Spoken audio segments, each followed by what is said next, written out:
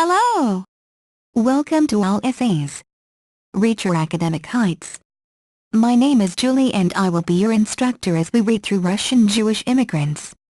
The article source is embedded in the video description below. Feel free to read along. Please note that you can get a custom, plagiarism-free essay for as little as $10 a page at All Essays. The link is in the description. Contents 1. Introduction 2. Position of Jews in Russia and historical conditions of their immigration 3. Russian Jews immigrants in the USA 4. Conclusion 5. References Introduction Jewish people may be called the people of wanderers because since ancient times they traveled around the world looking for happiness and intending to return to their native land, but they could not always do so. The 20th century was not an exception from this rule. Furthermore, last century was probably the most terrible period in Jewish history because it was marked by numerous tragic events that referred to the whole Jewish people all over the world. On mentioning Holocaust, every Jew as well as any other normal person would be shocked. Quite shocking was the position of Jews in Russia and later in the Soviet Union. Even though the situation became better, Russian Jews continued to leave this country and they also suffered significantly from Stalin's repressions and purges. Actually, this paper aims at revealing the main causes of Russian Jewish immigration and the position of Jews in Russia and Soviet Union. Also, it would be quite interesting to analyze how the life of Jews has changed since they have moved to other countries of the world, particularly the USA, and what attitude to Jews was there. Naturally, it would be appropriate in terms of this analysis take into consideration achievements of Jews in New Motherland and their contribution to the development of local culture, science, technology, etc. Certainly, this research is extremely important, particularly now. In the contemporary world when the process of globalization overwhelmed practically all countries and all nations, it is extremely important to realize how Jewish people manages to keep their national identity and culture, even despite the fact that gradually a significant part of Jewish immigrant is assimilated in local culture. Position of Jews in Russia and historical conditions of their immigration. From the very beginning it should be pointed out that the position of Jews in Russia was extremely difficult. As soon as they came to this country they became foreigners that had different culture, traditions and religion. It is also noteworthy that the policy of anti-Semitism was an official policy of Russian Tsars. Particularly negative, the policy of Russian rulers was during the reign of Alexander III and Nicholas II, the last Tsar in Russian history. Their reigning was characterized not only by an official policy of anti-Semitism but also such a terrible thing as pogroms that were also only official state policy under Alexander III and his son, Nicholas II. Pogroms, it is a particular Russian term that means like thunder, and it traditionally refers to the sudden attack on the Jewish community resulting in death and destruction. FOC 1997-135.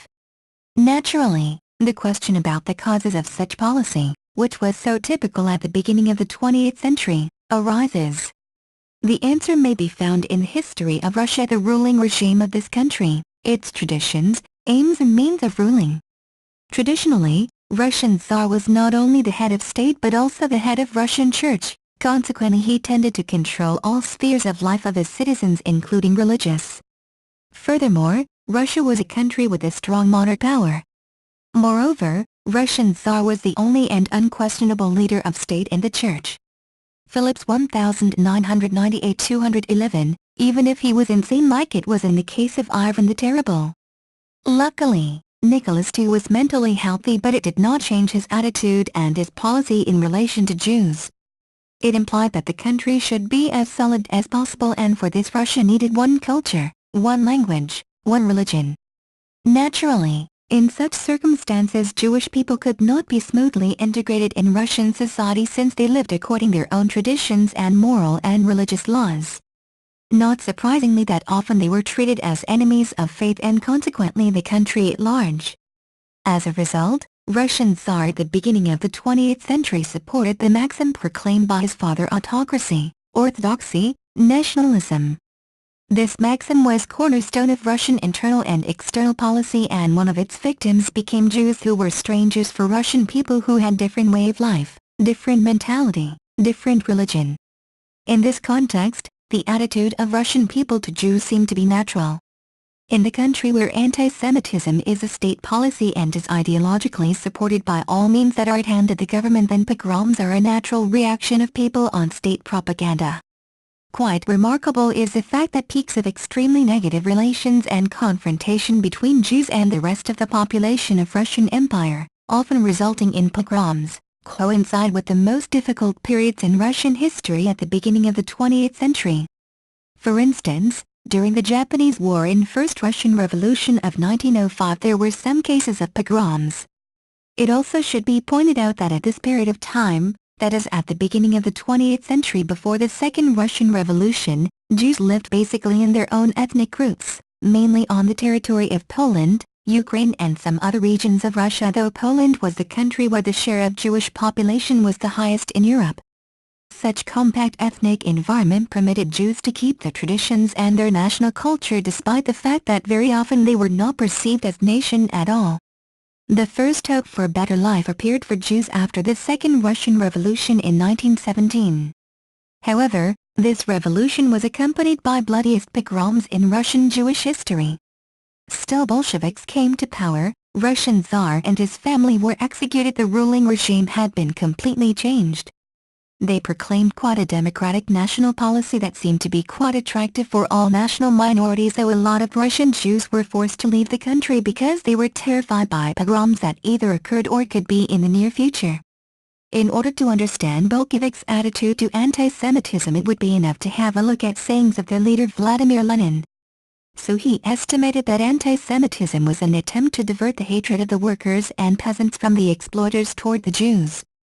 Phillips A9AYTZ2H0K.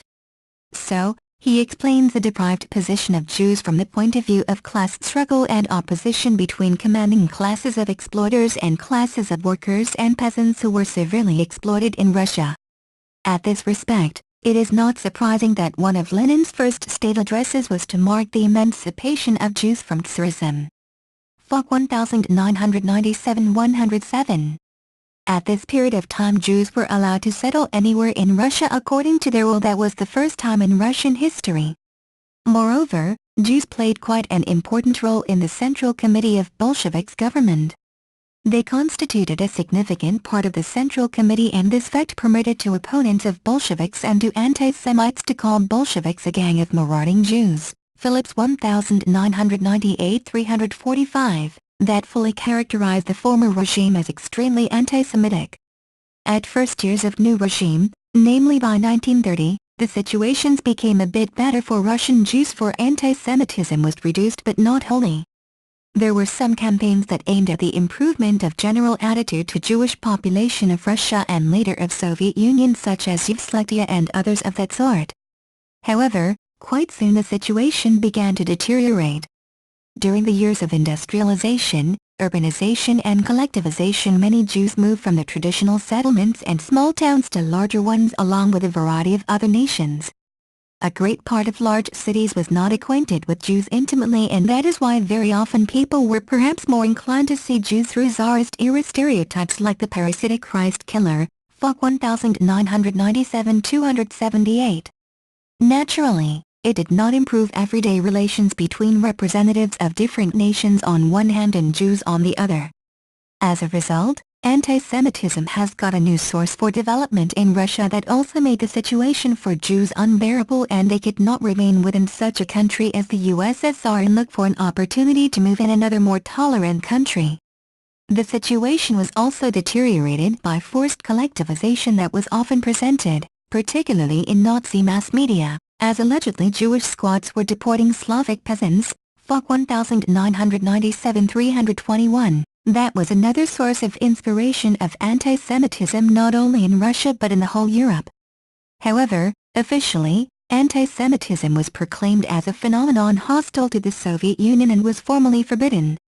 Such official position of the Soviet government attracted many Jews, but in fact the position of Jews in the USSR remained very hard. Furthermore, the general effect of such policy, enforced by rapid industrialization and urbanization, was quite negative for Jews and for their national identity. Another problem, Russian Jews faced with the loss of national identity and gradual assimilation in large cities where Jews acquired not only Russian language but Russian culture, lifestyle, etc.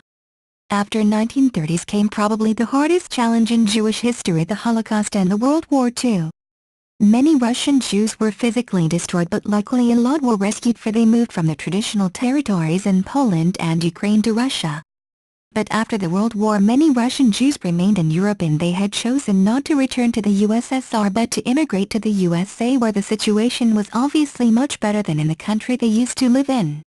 During the period of the Cold War, the situation did not change significantly. The attitude to Jews within Soviet society was, if not negative, then not very good, though the position of the official government remained unchangeable. Officially, anti-Semitism was still a sort of taboo. It is quite remarkably that the USSR supported the idea of the creation of a Jewish country, that is Israel, and the return of Jews to their historical motherland.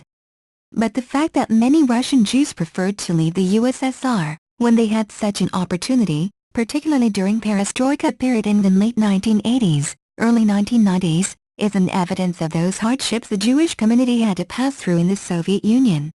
Thus, it is obvious that during the 20th century the position of Jews in Russia and later in the USSR was very difficult and sometimes even unbearable. The official ideology of anti-Semitism at the beginning of the century deep-rooted a negative attitude to Jews among the population of the country and resulted in anti-Semitism in everyday life relations between Jews and representatives of other nations of the USSR, even despite the official position of the state that was quite favorable for Jews as well as for other nations and national minorities. However, Jews could not help from being negatively perceived by the population of the USSR, as well as they had failed to avoid pogroms at the beginning of the century and Stalin's purges during the Stalinism era in the Soviet Union. The natural way out Jews could look for was immigration, and if they could, they chose the United States as their new motherland, as a new promised land. Russian Jewish immigrants in the USA. Now it is necessary to dwell upon the alternative that Jews had and compare whether the position of Jews in another country, that is in the US, was different from their position in Russia and the USSR. As it has been already mentioned, being deprived in Russia, Jewish population of this country had to move to the US and other countries of the world. Actually, it was in the enmity of this people to wander. They absorbed it with their religion, culture and traditions. Actually, the US had obviously a number of significant advantages compared to the USSR. First of all, it was a democratic country, and in the 20th century it was well-developed and quickly progressing country. The state, as well as ordinary people, was basically tolerant in relation to other nations, probably because a constituent part of American population was immigrants from different parts of the world. At the same time, it would be a mistake to say that everything was ideal in the US for Russian Jewish immigrants. They also faced a number of problems in a new country that they had to solve. For instance, during the Great Depression the immigration legislation was quite severe, and it was not so easy to move to the US, though it was even more difficult for Russian Jews to leave the USSR at this period of time. Anyway, Russian Jews arrived to the US and settled there. New York was one of the largest centers where Jewish population moved to, and Brighton Beach became the heart of Russian Jewish immigration. In general, New York State is the location of both the oldest and largest Jewish community in North America. In spite of the fact that there were other centers of Jewish immigration in the USA, but New York, and particularly Brooklyn, was the main one. It seems to be quite natural because this city is one of the largest ports, and the first city the majority of Russian Jews arrived to was New York. Furthermore, it was always easier to survive in a new country in a large city where there are a lot of opportunities for an immigrant to earn money for living. So, it is quite natural that nowadays the majority of major Jewish organizations in the US maintain their offices in New York. Probably that is the reason why New York is considered to be a capital of Russian Jewish community in the US. It is an undeniable fact that it is a cultural center of Jews in the US, and its Jewish community is the largest in the United States. Despite the fact that Jews had started to immigrate to the US quite a long time ago, the 20th century had probably become the most important period for the Jewish immigration at large, and Russian Jews immigrants in particular. It is quite a remarkable fact that at the end of 1870s there were only 40,000 Jews in the U.S. while in over a 40-year period from 1880 to 1920 more than 1 million Jews arrived in New York from Eastern Europe. A significant part of these immigrants constituted Russian Jews who basically escaped from pogroms in 1905 and especially in 1917, when in a revolutionary country they felt themselves as if they were a kind of outcasts and could not live normally as a community within friendly society. On the contrary, the major part of Russian population during the Second Russian Revolution and the years of war communism was very hostile and blamed Jews in many of their own problems. On contrast, in the US they wanted to find a tolerant nation that would accept them, their culture, religion, and their traditions. Actually, that is what in fact happened to Russian Jews in the US. They had managed to preserve their community and their national identity, along with their cultural and religious traditions. So, at the beginning of the 20th century, because of the problems in Europe and in Russia, Jewish population of New York rapidly and counting both citizens of the U.S. and newly arrived immigrants, the Jewish community of New York exceeded 1.5 million people by 1920, a significant part of which was presented by Russian Jews. Naturally, the question arises, how did they live in the U.S. at large and in New York in particular? By the way, the latter may be considered as a mirror of life of the whole Jewish community in the U.S. So, basically, Russian Jewish immigrants worked either in the needle trades or tobacco industry. Very often new Russian Jewish immigrants worked in companies established by other Jews, basically of German origin. At the same time, it should be pointed out that Russian Jews were often less qualified than Jews from Western European countries.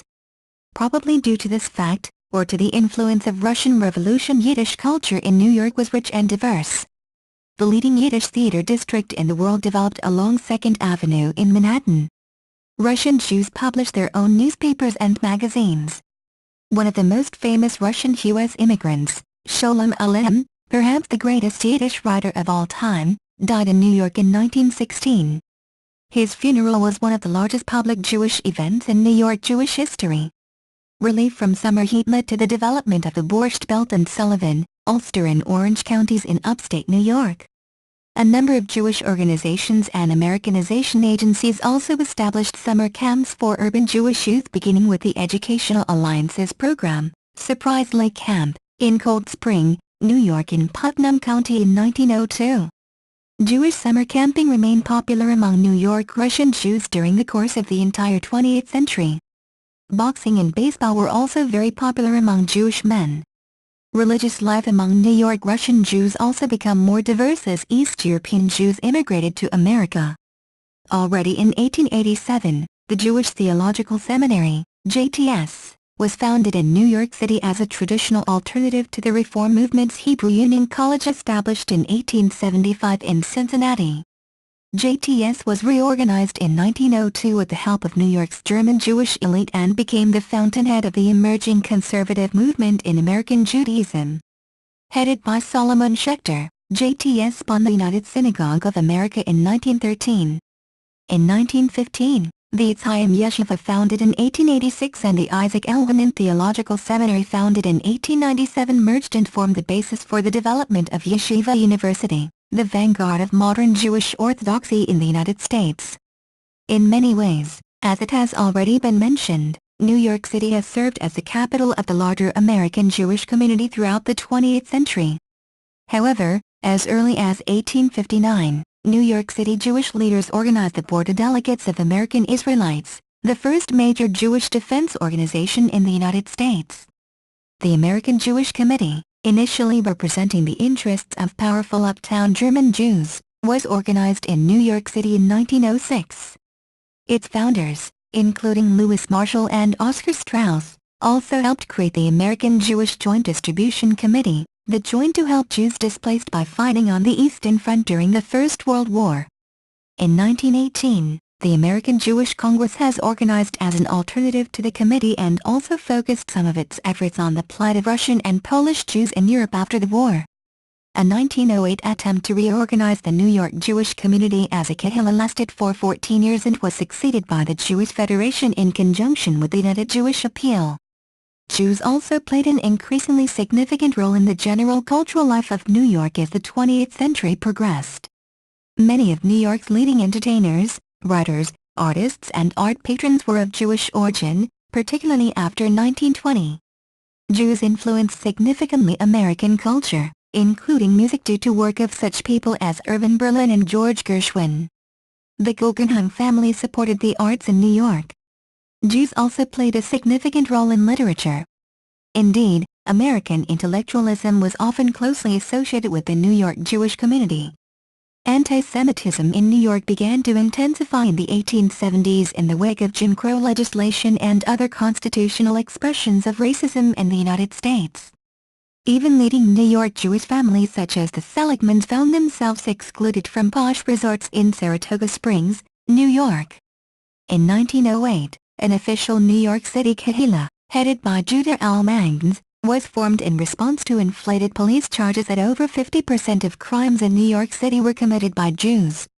The Kehillah included a Bureau of Social Morals, among its many agencies.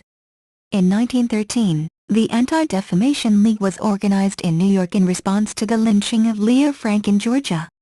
At a local level, particularly in New York City, Jewish-Irish relations were often tense and blood libel charges briefly surfaced in Massena, New York, in 1927.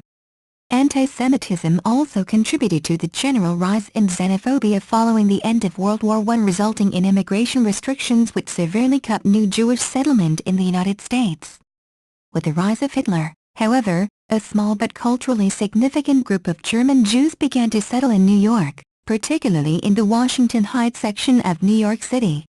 A German-language newspaper, Aufbau, recorded the everyday life of this immigrant community. From its office on Broadway, many of the new German Jewish immigrants were distinguished in the arts and sciences. Both Henry Kissinger and Ruth Westheimer were among the German Jewish children displaced by Nazism who founded new homes in New York. Following World War II, two forces reshaped the New York Jewish community. Suburbanization resulted in a national redistribution of the American Jewish population. In New York, fewer than 100,000 Jews lived in all the suburbs of New York City in 1940. By 1960, the Jewish population of Westchester County was approximately 135,000, with another 270,000 Jews in Rockland County on the west side of the Hudson River and over 330,000 in Long Island's Nassau County. Upstate Jewish communities experienced similar spatial redistributions of population after World War II.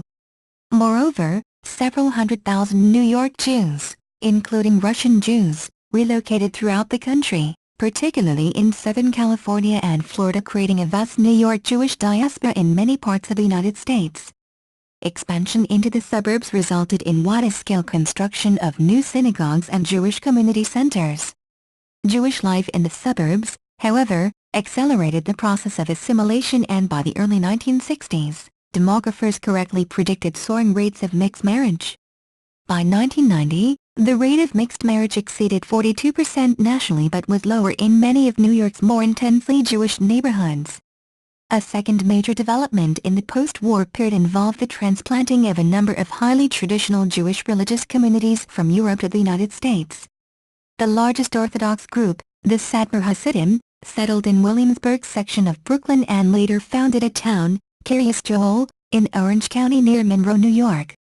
In 1955, Rabbi Wytwerski founded New Square in Shrubland County for his followers. A large Orthodox community also developed in nearby Monsey. Meanwhile, the Chabad Lubavitch movement rooted itself in the Crown Heights section of Brooklyn, and several other Hasidic groups, including the Belzers, helped transform Borough Park into the most populous Jewish neighborhood in the United States. Non-religious Jewish immigrants, including thousands of Russian Jews and Israelis, settled in Brooklyn and Queens beginning in the 1970s, a period which also saw the revival of Jewish life in Manhattan's Upper West Side. By the end of the 20th century, New York Jewish life was a curious mix of continuing acculturation, upstate decline and revitalization. Charitable giving to Jewish causes and full-day Jewish education were both on the rise. Renewed immigration and high fertility rates among the ultra-Orthodox had largely checked demography losses, and the Jewish population in New York essentially mirrored the general demography of the state as a whole. In 1998, Charles Schumer was elected United States Senator, continuing the tradition of Jewish political activism in New York, which included Herbert H. Lehman and Jacob K. Javits, as well as congressional representatives Lucius N. Littauer, Meyer London, Bella Abzug and, most recently, Gerald Nadel. Both Abe Beame and Ed Koch have served as mayor of New York City, and several Jewish New Yorkers have served as justices of the Supreme Court of the United States, including Benjamin N. Cardozo and Arthur Goldberg. In 1993, Ruth Bader Ginsburg, a New Yorker, was the first American Jewish woman to be appointed to the Supreme Court. Conclusion: in every dimension, New York will most likely continue to function as the vital center of the American Jewish community during the 21st century. With 1/3 or more of all American Jews, an expanding education system and a strong tradition of philanthropy, New York remains the outstanding Jewish community of the entire Jewish diaspora. Its continued success is critical to the well-being of the Jewish people for years to come. References: 1. Kassanitz, P. et al. Ed. Becoming New Yorkers, Ethnographies of the New Second Generation. New York, Touchstone, 1999. 2. Falk, G. Russian Jews Immigrants in the USA. New York, Touchstone, 1997. 3. Falk, G. Jewish Immigration. New York, Touchstone, 1999. 4. Phillips, Jew History of the Jews in Russia and the Soviet Union. New York, New Publishers, 1998. 5. Sussman, J. New York Jewish History. New York, Binghamton, 2001. Thank you for taking your time to listen to me.